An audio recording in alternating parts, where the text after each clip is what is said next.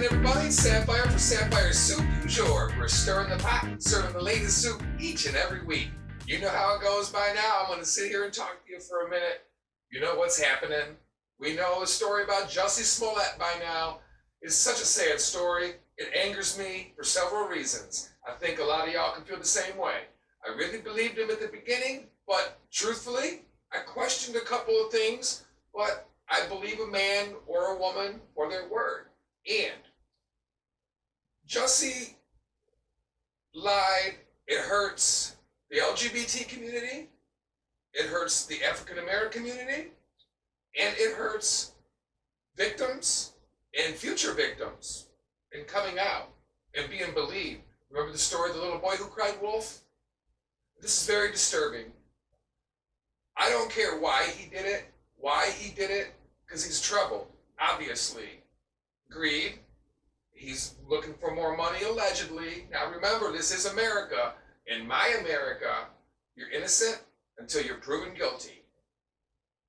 Period. Now, doesn't look good for him. That doesn't matter. There was other questions I had, like, two big Nigerian men, do they have accents? Do they speak normal English like most people here speak? Or do they speak a dialect from where they're from? See, things didn't add up to me right away, but I still take a man for his word. But now I'm very angry and extremely disappointed because, like I said, it affects three communities. The harshest affected is obviously the victims and the future victims, because you don't want to discredit anybody, but in today's world, it's hard. Like I always say, if I don't see it with my own eyes, if I don't hear it with my own ears, then I need proof beyond one person, whether I want to believe something or not. And this country right now, as volatile as it is politically and racially, we believe things that we don't necessarily know are true, not based on truth, but based on emotion. And what I mean is this.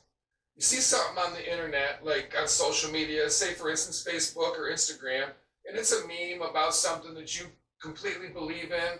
It's the opposite though. It's against your belief. Whether it's true or not doesn't matter. You're speaking on the principle of the issue, and then it gets blown out of proportion. What we've become is a nation of angry people that are spewing not true facts. So anyways, but that was a little bit of a rant. You know by now I like to rant. So the other thing that I found amusing was all right, so let me figure out how to say this properly. It has been proposed, and there has been a petition signed by over 7,000 people to sell Montana, our state of Montana, to Canada for $1 trillion to help take down our national debt. Well, you should see some of the comments. I'll pause for a second right here so that you can see. I'll leave the comments up. So I got there was one that said, well, you know what? I'm not even going to tell you what it said. I'm going to post it up there and you can see it for yourself.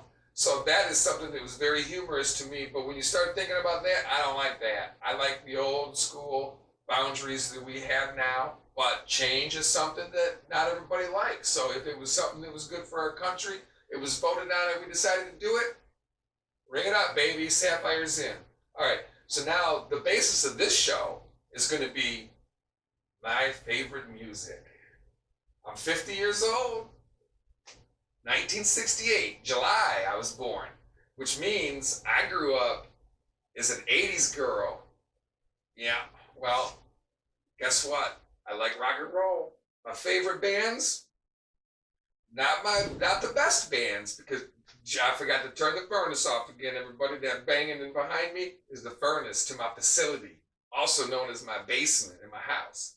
So, my favorite band's not necessarily the best, because there's a big difference, and I know there's a lot of great bands, and there's one that just came to mind right now, Queensryche, that I did not mention. I just mentioned it though, but I had 10 picked out, but in no general order, but I don't even remember them, but I know my top 2 favorite, and I'll save those for last. But I like Iron Maiden, I like Judas Priest, Ozzy and Black Sabbath,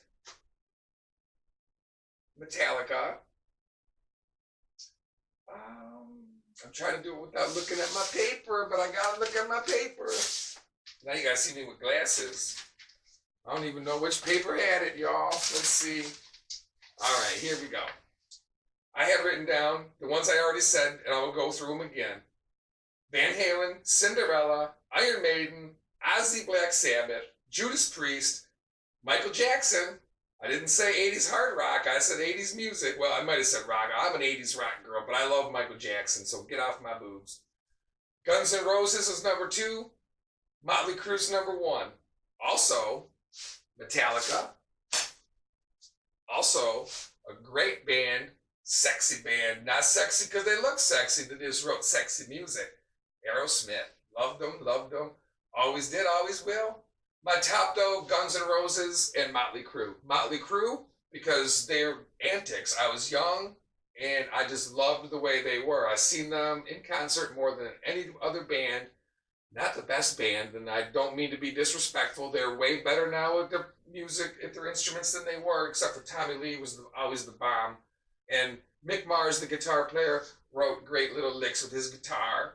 And Nicky Sixx was a showman. He wrote the songs, he wrote the lyrics, and God bless him because the bass wasn't the strong suit, but he drove it home, and he was a rockin' ass bass player and a rockin' ass songwriter, and he put them together.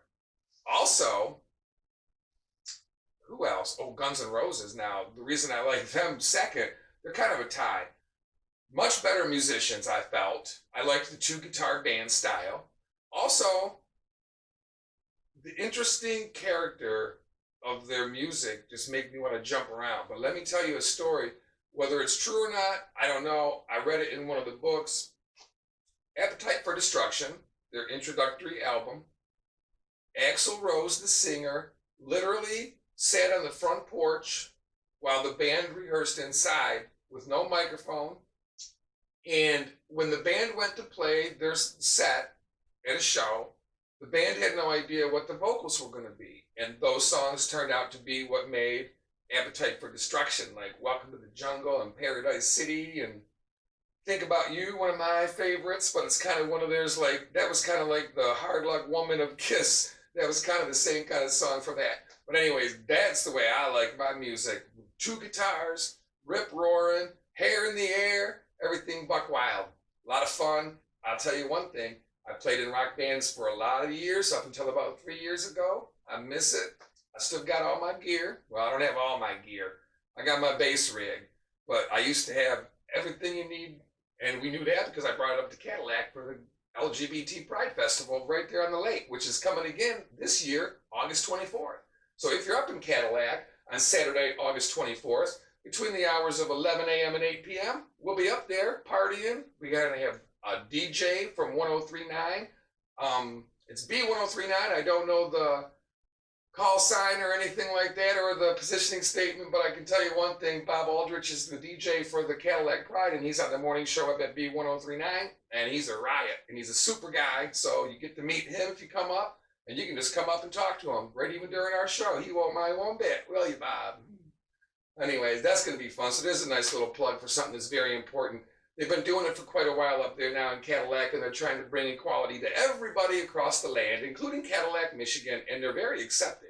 So that's a nice thing. Anyway, this has taken a turn, like always. You know, we should sometime talk about the Michigan marijuana law, whether you agree with it or not, but it does make people babble.